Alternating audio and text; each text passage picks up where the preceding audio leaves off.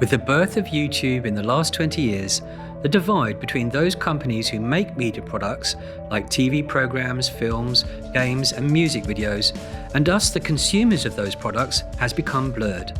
We, the public, can now set up a camera or phone in our bedrooms and post videos that have the potential to reach millions. We are now as much makers of media as consumers of media. We can become influencers in our own right and have the power to alter what people think and provide them with new role models.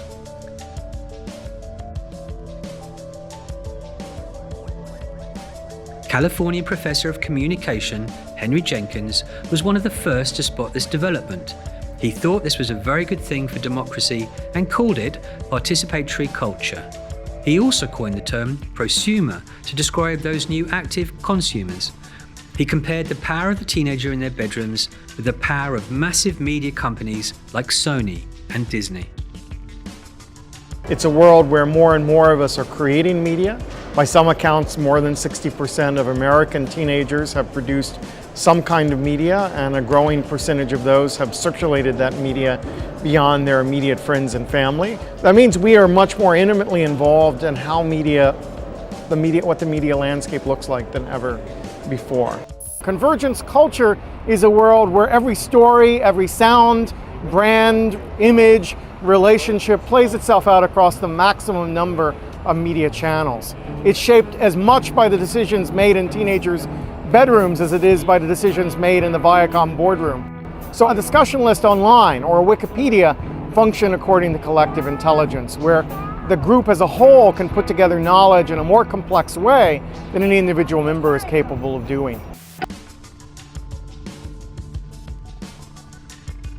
Without this new way of reaching mass populations, would a teenage Swedish girl like Greta Thunberg have been able to mobilize millions around the world to take on complacent governments and make them take action on climate change? No chance. But there is a danger in giving us the powers of mass communication. What about when giving a voice to the public, or even celebrities, means giving a voice to ideas and opinions that go against what our society stands for? What if an influencer posts comments that are demonstrably false and inaccurate? How do you stop people getting seduced and influenced by the bad messages? It brings us to the big question: who is policing the internet? For example, ex-President Trump took to social media, Twitter, so he could directly reach his followers when he lost the vote to become president for a second time. Many of his tweets were provably inaccurate and were deliberately meant to incite anti-government action in America. This resulted in an attack on the heart of democracy in Washington. There were death threats, violence, and severe injuries, and it could have led to a non-democratic takeover of the country. Court proceedings against many people involved, including Mr. Trump, are still going on in America.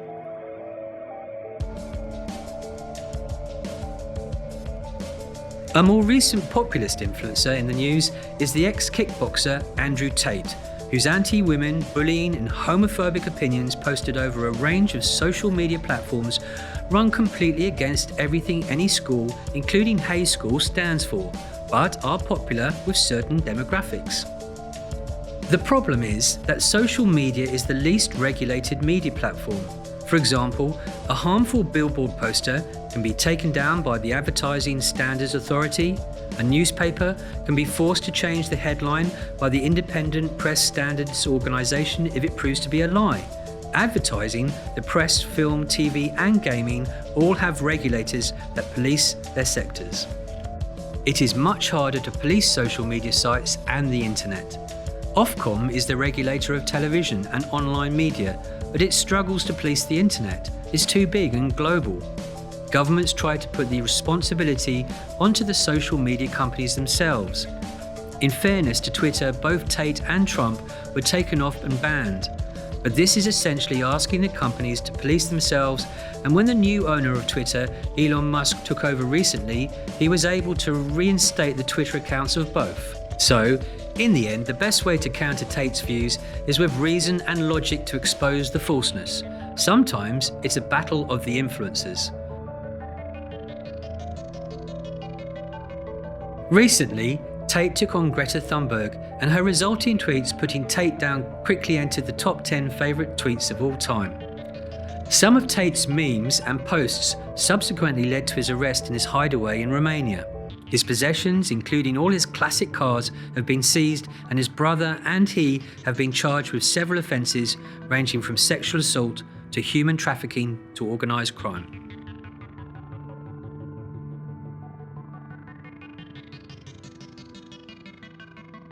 The key advice for all of us, however, as consumers of media, is to always question everything you see with a critical eye, particularly on social media with its limited policing. Don't be seduced by glossy images, persuasive headlines and hyperbole, exaggerated language. All this media language might be hiding a very dark and dangerous underbelly. If we think about media on the internet, it does many of those things, right? The fan communities I've spent much of my career studying write stories not because they want to get in the industry or they want to make money, but because they love telling stories and they want to tell stories to each other. If we think about YouTube, many of the people on YouTube are producing media because there's something they vitally want to share. It might be a skateboarder who did a great stunt and had their friends record it and paste it online. It might be an amateur remix artist who saw a TV show they loved and set it to music. It could be a political commentator or someone doing a video blog to talk about their everyday life. All of that becomes part of what I'm describing as a participatory culture. The question is really, well, how do we go from participating in our culture to participating in our political and civic structures? If we look at, for example, the young people who made videos in support of the Obama campaign a year or so back, how many of them got their start making movies of themselves skateboarding or making fan films or whatever? They acquired their skill by simply playing around with media. In the terms of the Digital Youth Project, messing around becomes fur. They were involved in messing around the technology, geeking out around a certain set of subject matter. So what I'm interested in right now is what would it mean to geek out for democracy? What does it mean to be as passionate about the future of your society as you are about anime, about games, about the sort of forms of popular culture that young people are involved with? We could also point to, for example, the Harry Potter Alliance. And the Harry Potter Alliance is a group that organizes around human rights issues around the world. So Andrew Slack, the 20-something-year-old leader of the group, said when he read Harry Potter, what he saw was a story of a young man who recognized evil in his society. The government was covering up, the mass media of his time was lying about it, but he saw through it, organized his classmates to form Dumbledore's army, and went out and changed the world. And that's his account of the plot of Harry Potter. And he said, well, what if we had a Dumbledore's army in our world? What issues would it tackle? What are the concerns? What would you do? And uses that fantasy of Dumbledore's army to mobilize now 100,000 young people around the world are involved in the Harry Potter Alliance, and they're going out to deal with human rights violations in the third world, Darfur, Uganda, workers' rights issues in the United States around Walmart, gay marriage propositions in Maine and California they've mobilized on. They just raised a cargo plane worth of supplies for Haiti. So they work on a range of issues. So the people who are involved in that are not the kids who joined student government. They're the kids who were, playing Dungeons and Dragons, the kids who, were collecting monster magazines, the kids who read a lot of science fiction books. They're suddenly finding a vehicle to think politically through these kinds of interest-driven networks. And we're seeing again and again, these interest-driven networks are preparing the way for them to think of themselves as citizens in a new way, to mobilize the skills they developed as contributing to online communities and participatory culture and direct them toward changing society, changing the world.